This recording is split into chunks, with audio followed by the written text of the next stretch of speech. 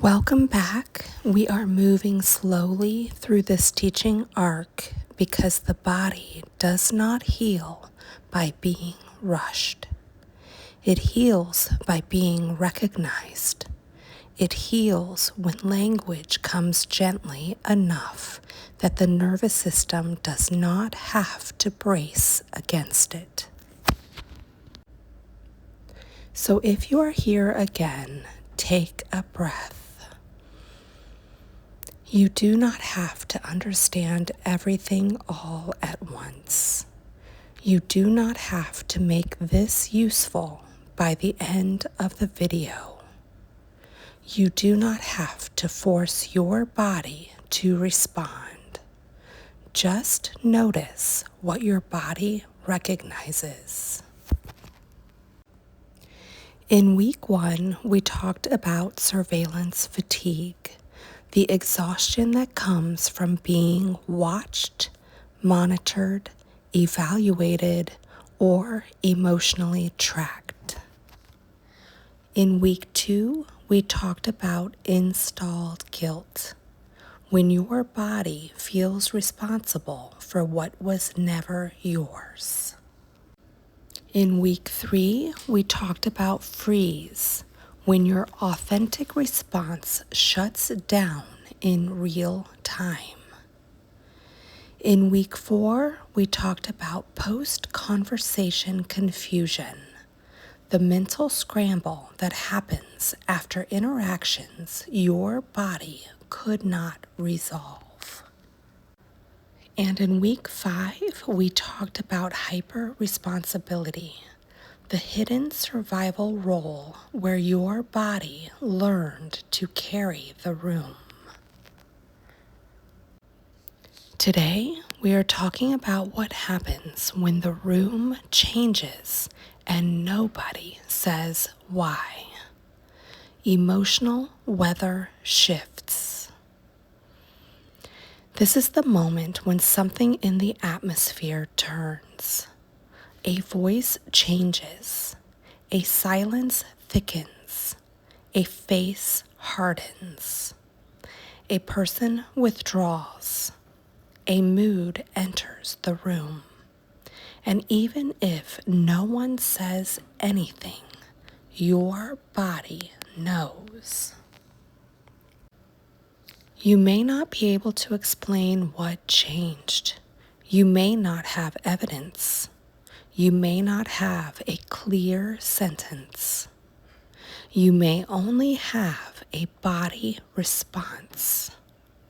Your stomach drops. Your chest tightens. Your throat closes. Your shoulders lift. Your eyes begin scanning. Your body starts preparing. And if you grew up in covert abuse, emotional instability, spiritual pressure, or unsafe relational systems, you may have learned to read these shifts before you had language for them. Not because you were dramatic, not because you were too sensitive, not because you were making things up, because the weather mattered. When the room changed, something could happen. A withdrawal, a punishment, a correction, a sermon, a lecture, a cold silence, a look, a spiritualized accusation, a demand, a collapse, an emotional debt, a rupture you would be expected to repair. So your body became a weather reader. It learned to track pressure changes in the atmosphere. And today we are going to name that. You were not imagining the shift. Your body was trying to keep you safe. Section 1. What emotional weather shifts feel like? Let me describe it. And as always, you do not have to analyze this. You do not have to make it fit. You do not have to turn recognition into pressure. Just notice whether your body knows this place. You are in a room, maybe with family, maybe at church, maybe at work, maybe with someone close to you. Everything appears normal. People are talking. The room looks fine from the outside. There may even be laughter. There may be food on the table. There may be polite conversation. There may be nothing anyone else would describe as alarming. And then something shifts. Maybe someone's tone changes. Maybe the laughter becomes a little too sharp. Maybe someone goes quiet. Maybe someone answers in fewer words. Maybe a face closes. Maybe eyes pierce. Maybe a body turns away. Or maybe a body turns rigid. Maybe fists clench. Maybe the room becomes too still. No one names it. No one says something changed. No one says there is tension now. No one says the emotional weather just shifted, but your body knows. Your nervous system begins moving before your conscious mind can catch up. You scan the room. You check faces. You listen for tone. You start measuring your words. You soften. You shrink. You become more careful. You may become funny, helpful, agreeable, spiritual, quiet, pleasant, or invisible. And if someone asks what is wrong, you may not know how to answer because nothing obvious changed or happened. There was no explosion. No one yelled. No one threatened. No one admitted anything changed at all. So you may say, I don't know. It just felt different. Something shifted. I can't explain it. And then you may feel embarrassed or ashamed or afraid you are overreacting because the evidence feels invisible. But your body is responding as though something real happened. That is emotional weather reading. It is when your body detects a change in the relational atmosphere before anyone has named it. Section 2. Why your body learned to read weather. A child does not become a weather reader for no reason. A child does not learn to monitor micro shifts in the room because they are simply thoughtful or intuitive. A child learns this because the room has consequences. In a safe environment, moods can shift without the child becoming responsible for them. Someone can be tired, and the child does not have to fix it. Someone can be sad, and the child is not required to carry it. Someone can be frustrated and the child does not become the target. Someone can be quiet and the child does not have to decode whether love is leaving the room. In a safe environment, the weather belongs to the person experiencing it.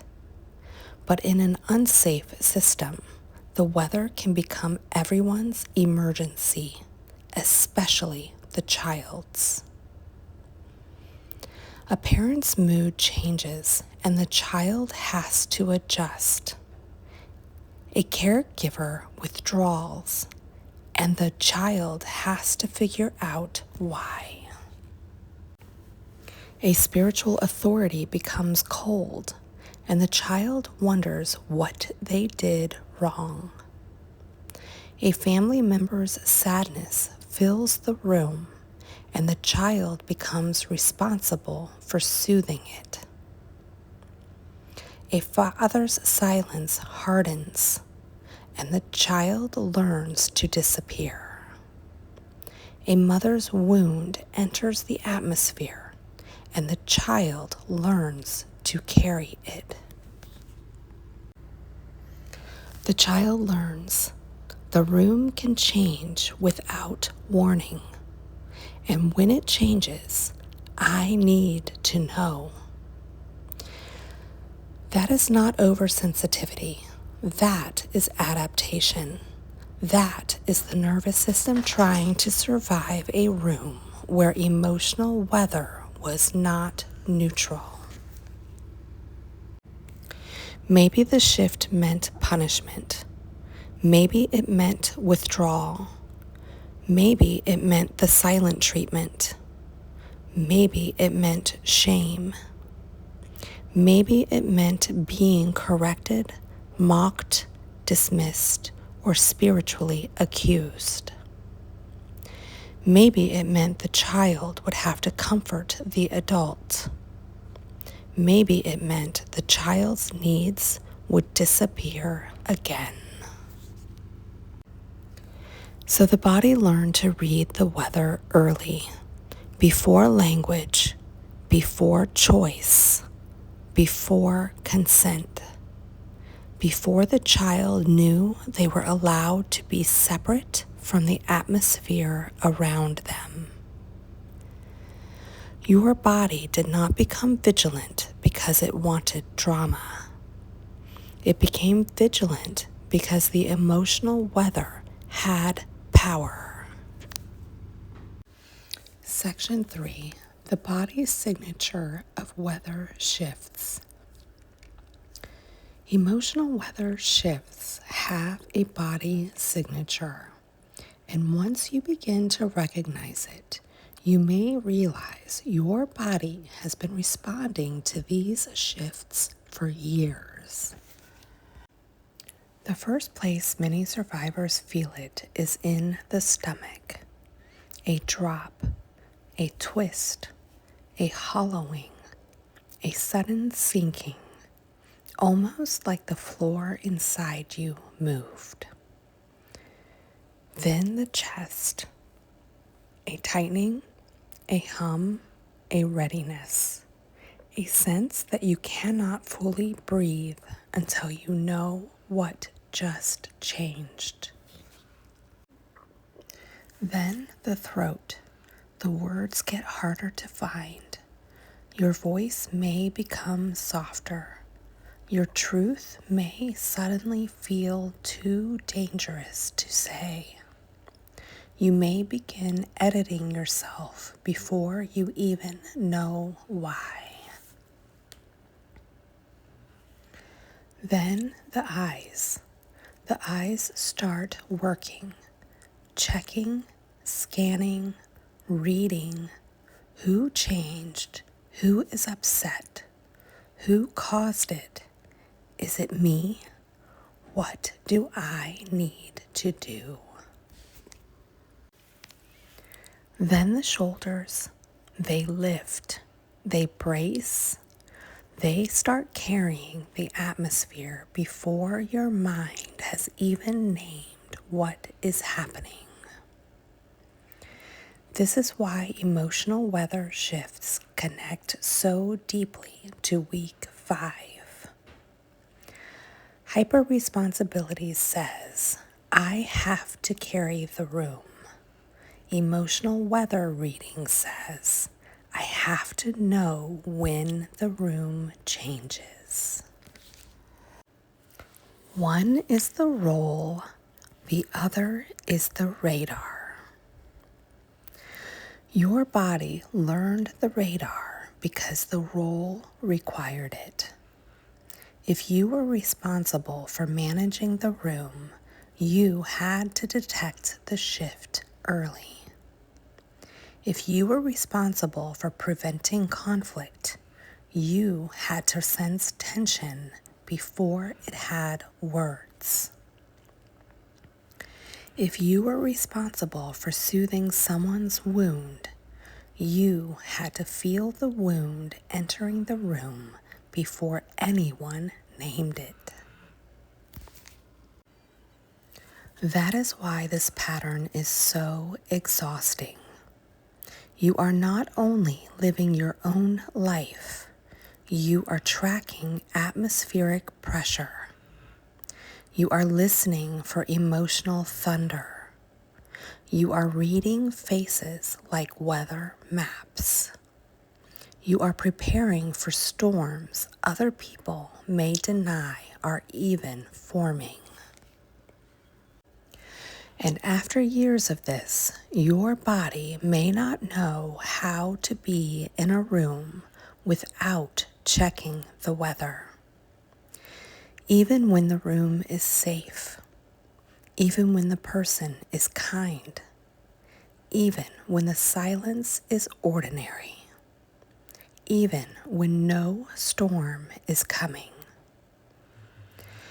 Your body keeps checking because once it had to. Section 4. Why this gets called too sensitive. Many survivors who can read emotional weather have been called too sensitive, too intense, too reactive, too much, dramatic, anxious, suspicious, negative, hard to please. Because they notice what other people do not notice. They feel the shift before anyone admits the shift happened. They respond to the atmosphere before the atmosphere has language. And when they try to explain it, the system may deny it. Nothing happened. No one is upset. You are imagining things. You always make everything a problem. Why are you so sensitive? Can't we just have a normal conversation? The denial is part of what makes emotional weather reading so confusing. Because the body knows something changed, but the room refuses to agree. So the survivor starts questioning themselves. Maybe I am too sensitive. Maybe I imagined it. Maybe I am the problem. Maybe I make things harder. Maybe I am reading too much into everything. But what if you are not reading too much?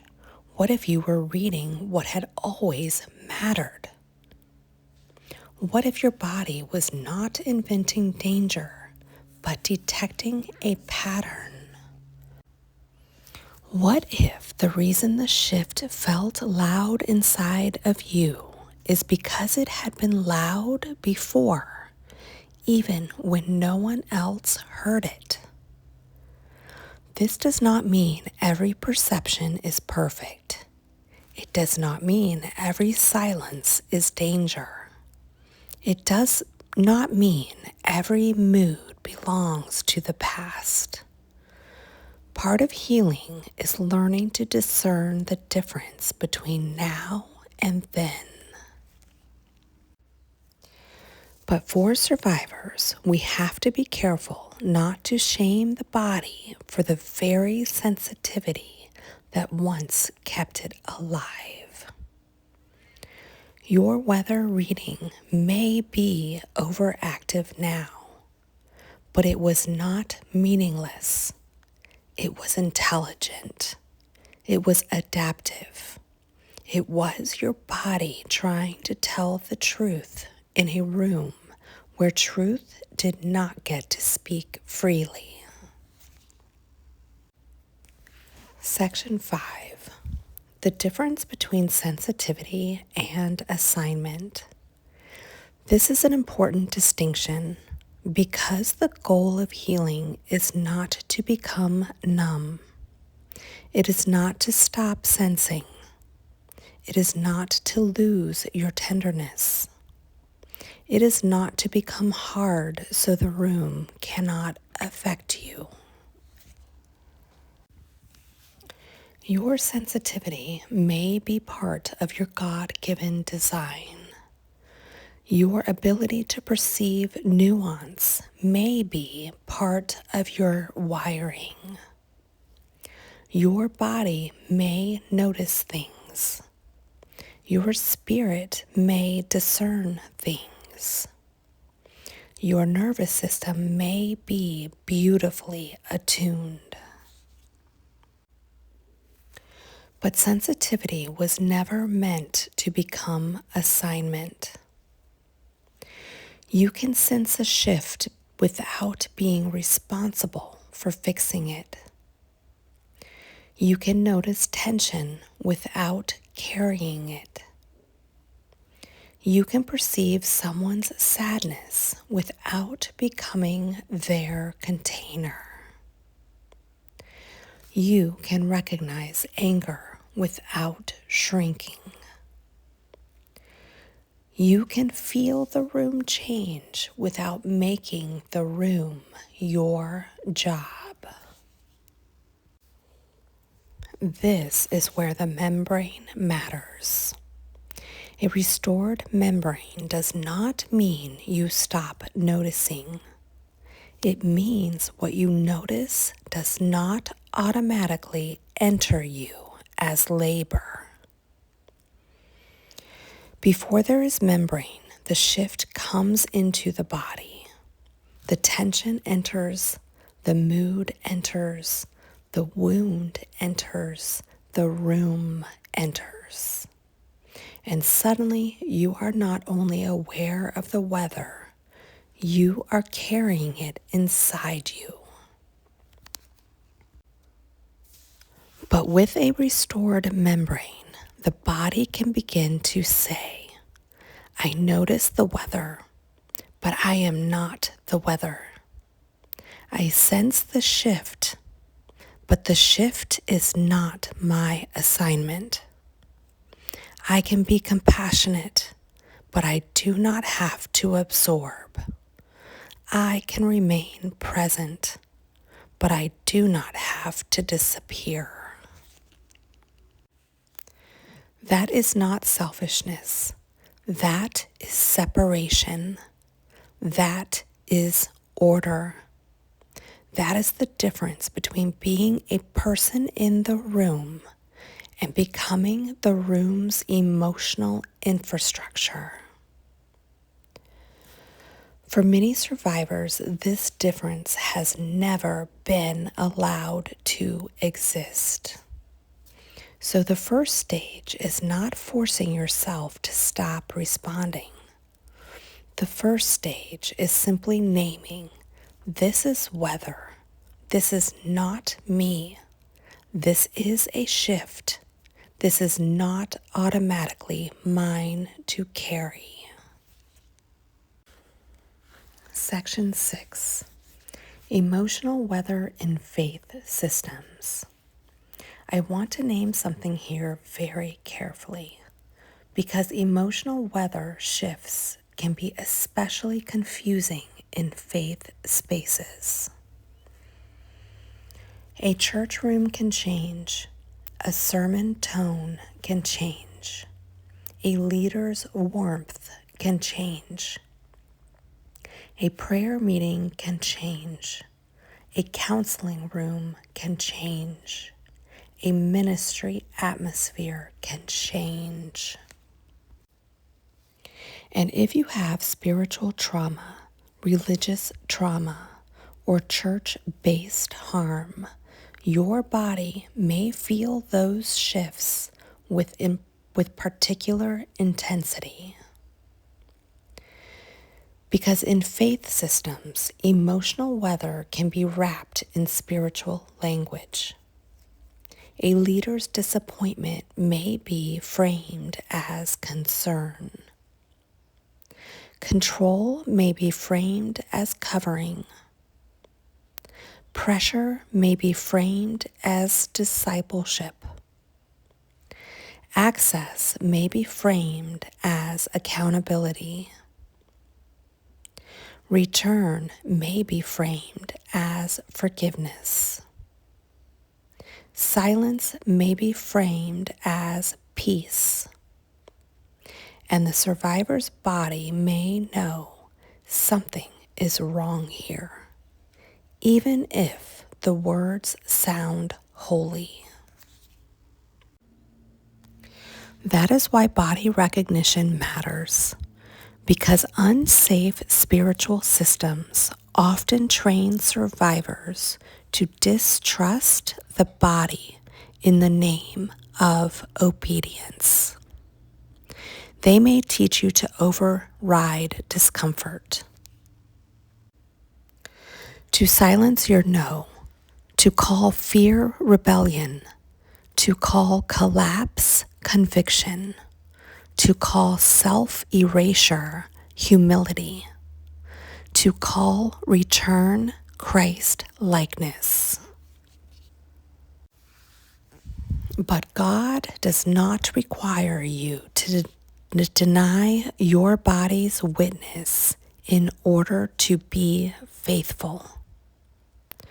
The body is not always the whole story, but it is part of the story.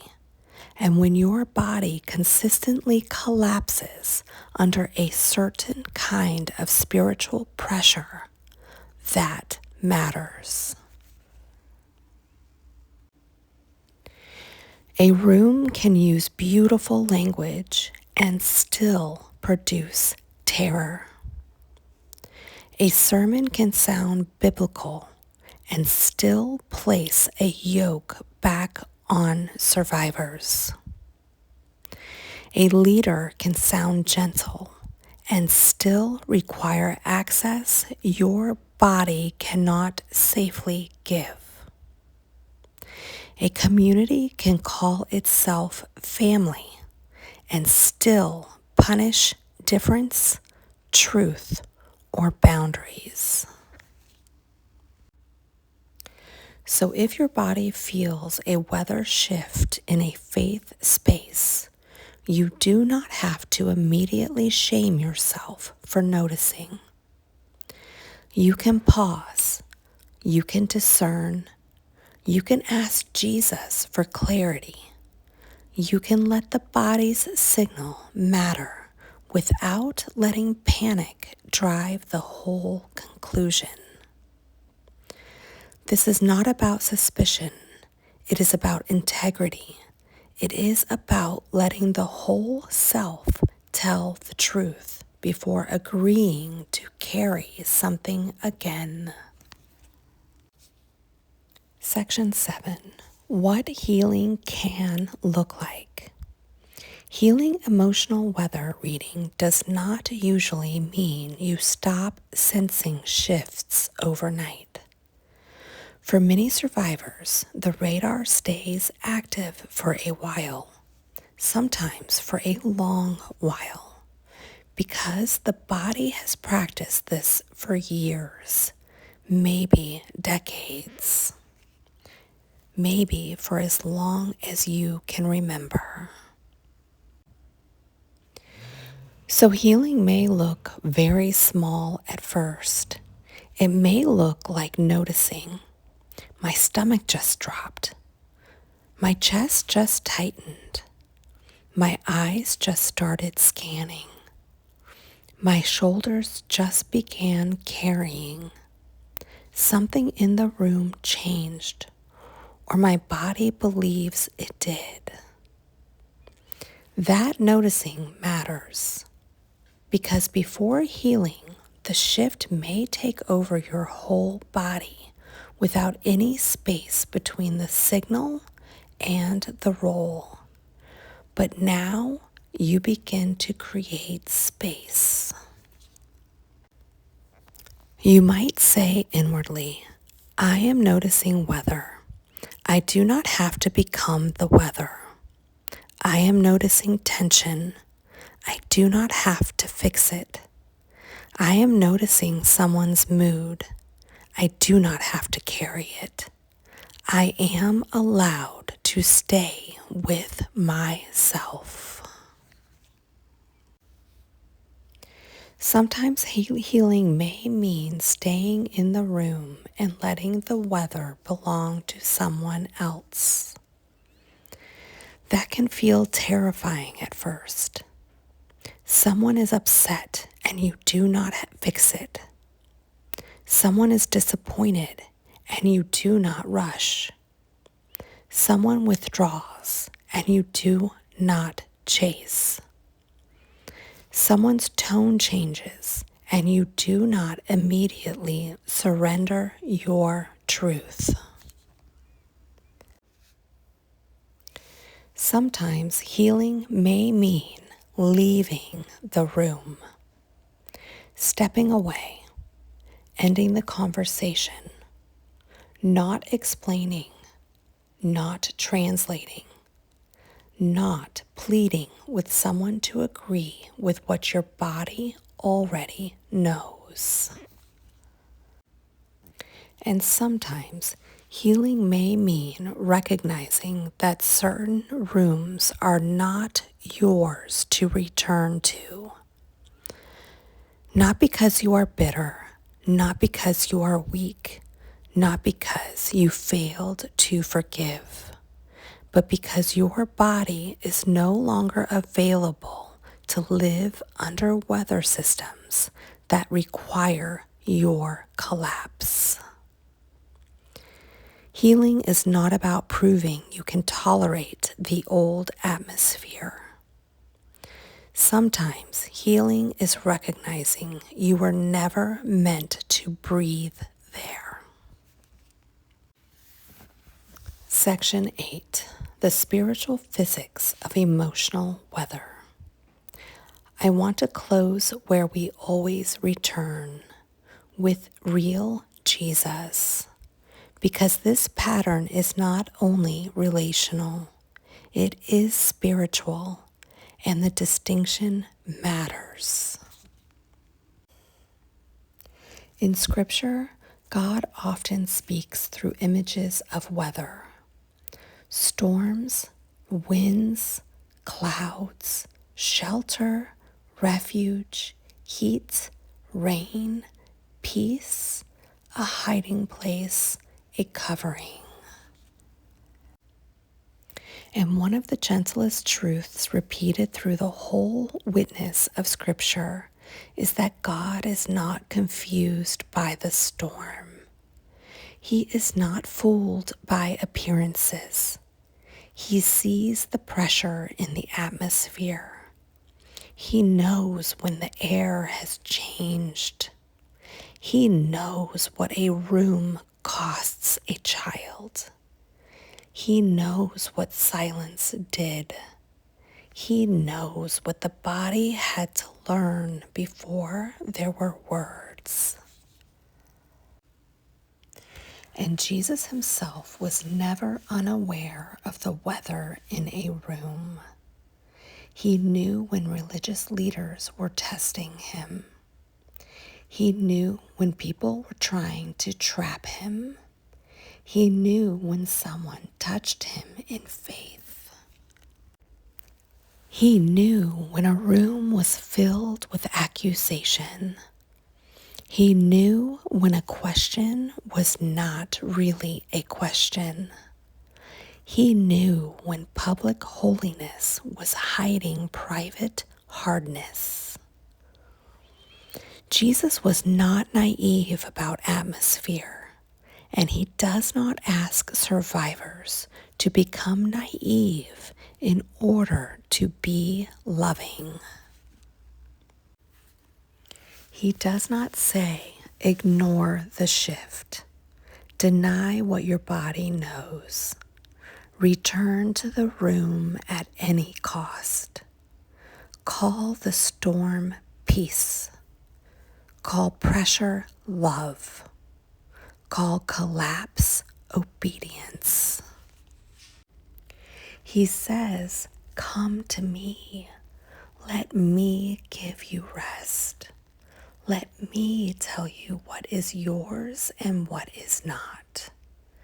Let me teach your body the difference between discernment and dread. Let me become the shelter that the room never was. That is the spiritual physics here.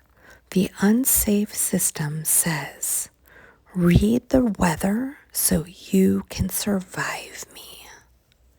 Jesus says, come under my covering so the weather no longer owns you.